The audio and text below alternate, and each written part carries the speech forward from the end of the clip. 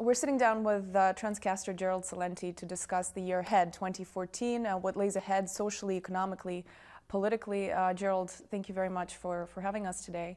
Well, you are saying in your forecast that 2014 is going to be a year of extremes. From what I've read, kind of tough hardships walking hand in hand with more inner enlightenment of sorts. So let's talk a little bit about that. What do you mean? How is this going to represent itself in real life? Well, look at the extremes going on right now. Who would have thought what was going on in Thailand would be going on and continue to go on as hundreds of thousands of people are out in the streets? Go over to the Ukraine. Go over to Romania. Take a look what's going on over in Syria and in Libya. Look at the unrest going on throughout Italy with the pitchfork movements. In Spain, around the world, I've never seen so much volatility at one time in so many different ways. Look at Mexico, at the outrage of them nationalizing their oil fields and the hundreds of thousands of people taking to the streets.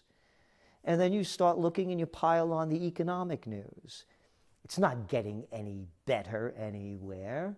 The only thing that's gotten better for is that 1%. I mean, I'm not making it up. The numbers show it. Here in the United States, you have 400 people that own $10 trillion worth of assets. Why, that's bigger than the GDP of Italy, bigger than the GDP of Canada or Mexico.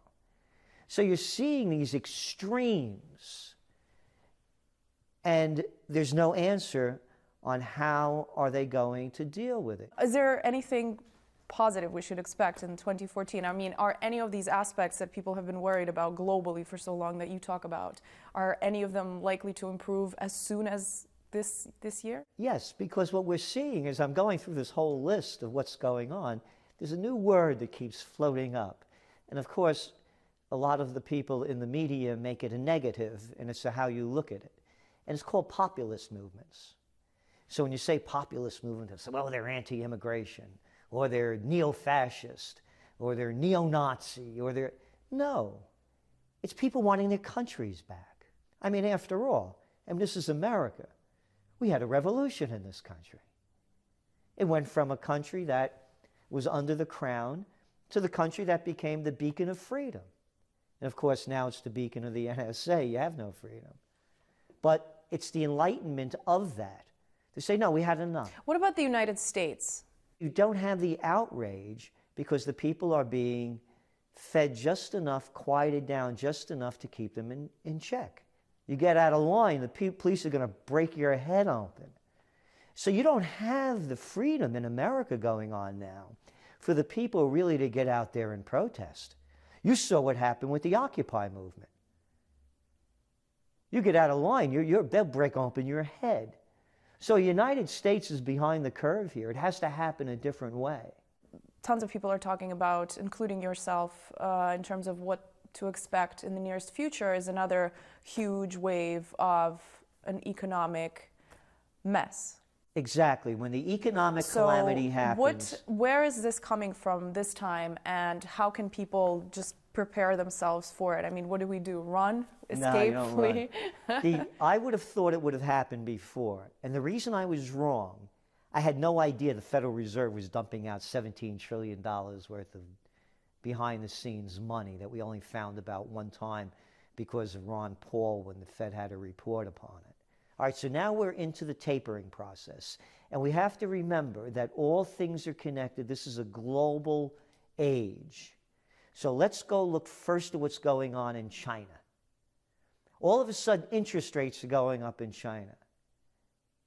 The debt to GDP is over 200% now, from 130% a couple of years ago.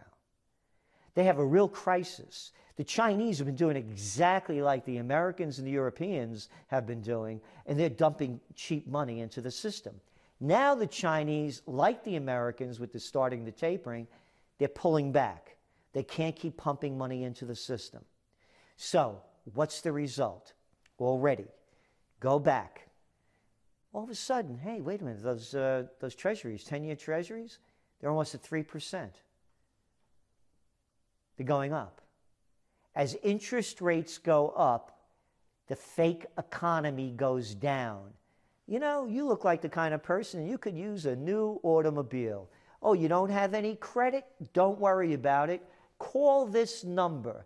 I have a deal for you. We're going to give it to you for 0%. That's right. Step right up. No money down, 0%. You don't have to worry about anything.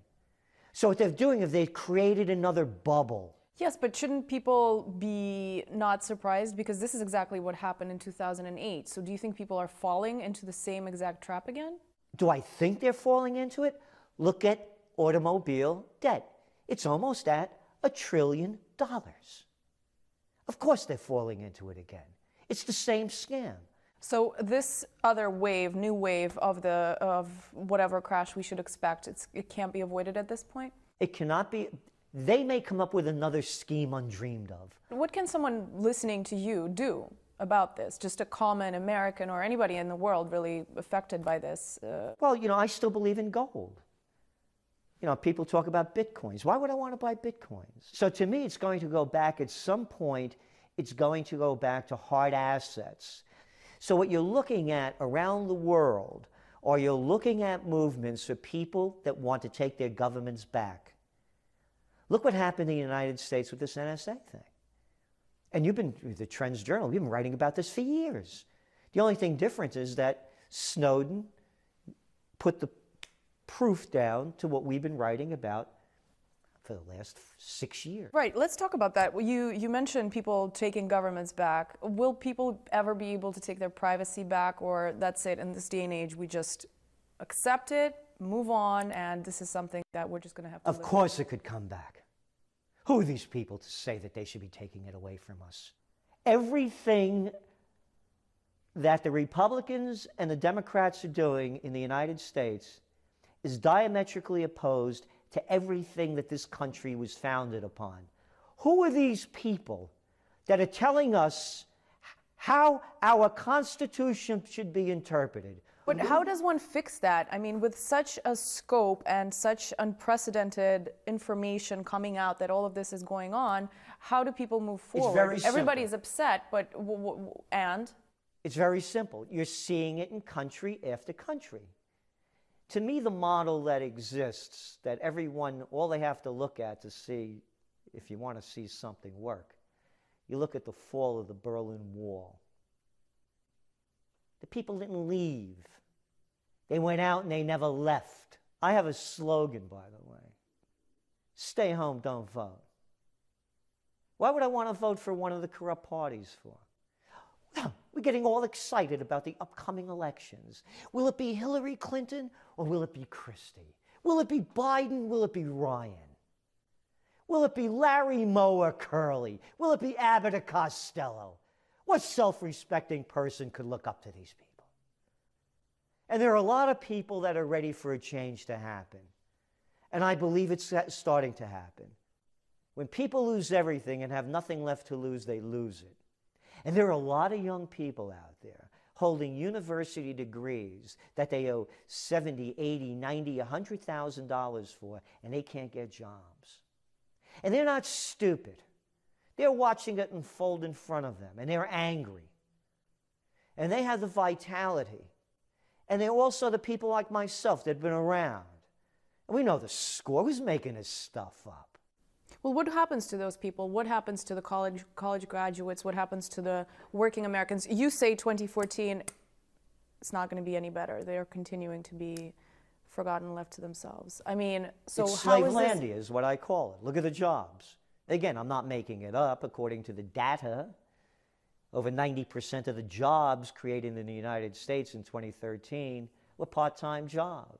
It's more of the same, but worse. Everything we've been seeing coming out of the United States. Do you think, what's happening to its position in the world? Where is it headed? I believe that every nation's problems can be solved if every nation minds its own business and stays home. Again, going back to the foundation upon which this nation was founded upon. Every one of the founding fathers was totally opposed